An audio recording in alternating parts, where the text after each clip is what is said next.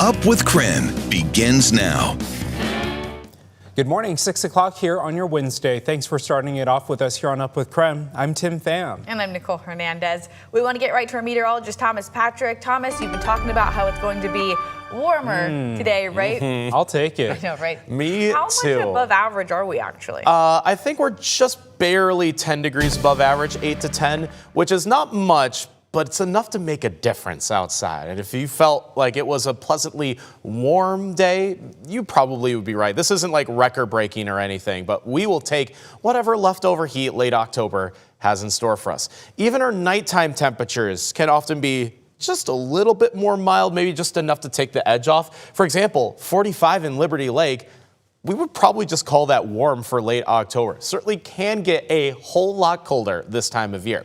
That warmth does translate with the sunshine today. Should be 60s everywhere throughout the inland Northwest. I go 62 degrees in Spokane. That's about 8 degrees above average. Not a ton, but enough to make a pleasant difference.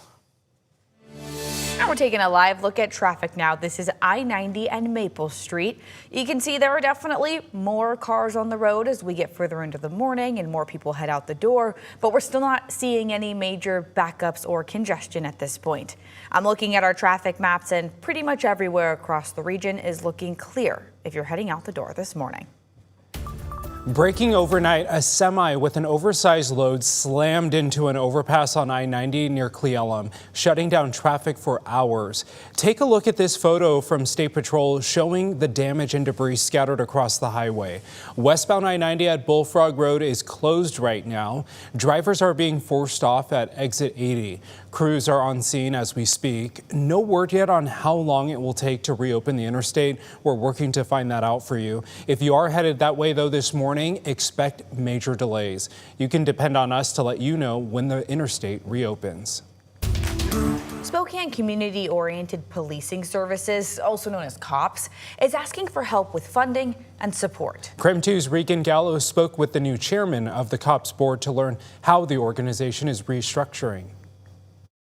Well, the organization C.O.P.S says since cutting ties with the city of Spokane, they're working off a bare bones budget, but still remain active. Now the organization is asking for community funding to ramp up staffing and programs. We have 8 shops throughout the city, located in virtually every corner. And so people have learned that they can come into the C.O.P.S shops and talk to a volunteer. Some people are afraid to talk to the police for whatever reason, but they're not afraid to talk to a neighbor. The new chairman of the C.O.P.S board, Jim Wilson, tells me C.O.P.S is operating with a budget of about $120,000. He says now that the partnership with the city of Spokane has ended, which used to fund about $500,000 of C.O.P.S operations, they hope to raise up to $250,000 to scale up programs. Wilson says Neighborhood Patrol, Block Watch, and Paws on Patrol are all programs that are running, but they want to expand the reach of these programs. Programs that are no longer in operation, but C.O.P.S says they want to bring back are crime prevention protocols for churches, businesses, and similar organizations, as well as a fingerprinting program that people could use after a crime took place on their property. Right now, he says location hours are extremely limited. Wilson added, since he has started his position, he has been able to cut down on administrative costs. Wilson emphasizes the vital role of C.O.P.S presence and volunteers, highlighting the need for new funding to support their efforts.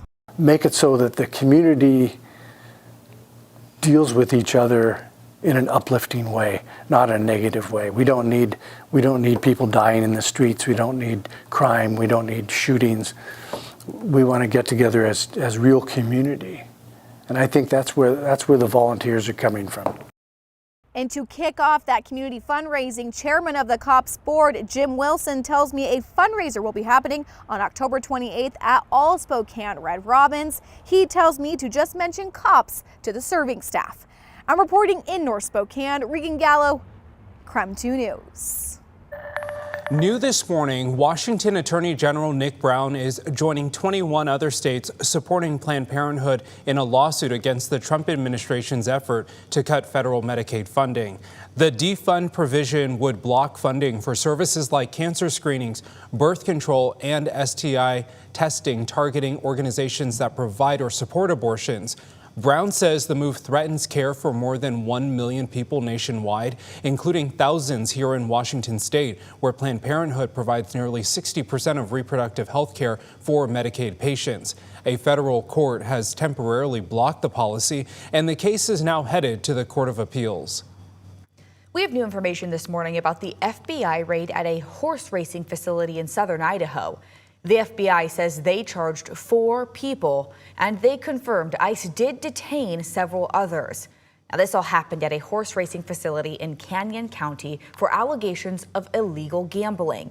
Now, Governor Brad Little says more than 400 people were at the event when the FBI and ICE came in. In a statement, the governor's office said, quote, illegal gambling operations involving animals often accompany drug trafficking, animal abuse, illegal weapons trafficking, and large sums of money that end up in the hands of cartel. The governor also said it is common practice for law enforcement to detain other people who are there while serving a search warrant. He says they do that for the safety of officers and other people and to preserve evidence. They also say federal agents did not detain any children. Kevin Coe, the South Hill rapist, has been relocated, this time back to Federal Way. It's confirmed he is now living less than 500 feet away from an elementary school. The city of Federal Way sent us a statement saying in part, quote, we are disappointed to hear the news that Kevin Coe is moving to Federal Way and want to acknowledge community concerns regarding that move, adding they are confident his presence won't pose a public safety risk to the community. Well, take a look at your screen here. Spokane Valley police need help figuring out who this man is. They say he robbed a 7-Eleven on Monday morning. Deputies responded to a report of an armed robbery just after 2 a.m. The man allegedly went into the store, grabbed some items, and approached the counter. He then allegedly walked behind the counter, pulled out a gun, and told the cashier to open the cash register. So if you know who this is, call Spokane Valley PD. He is a white man between 30 and 40 years old and looks to have a tattoo on his right cheek. Take a look at this, a big mess in North Idaho and thousands of fish are dead. Idaho Fish and Game says one of its hatchery trucks rolled over on Highway 8 near Beauville last week. The driver, a Fish and Game employee, was not seriously hurt after losing control of the truck. The tanker was carrying about 3,000 rainbow trout headed for Elk Creek Reservoir. All of them died in the crash. Fish and Game officials say they will adjust stocking plans to make sure the reservoir still gets new fish this fall.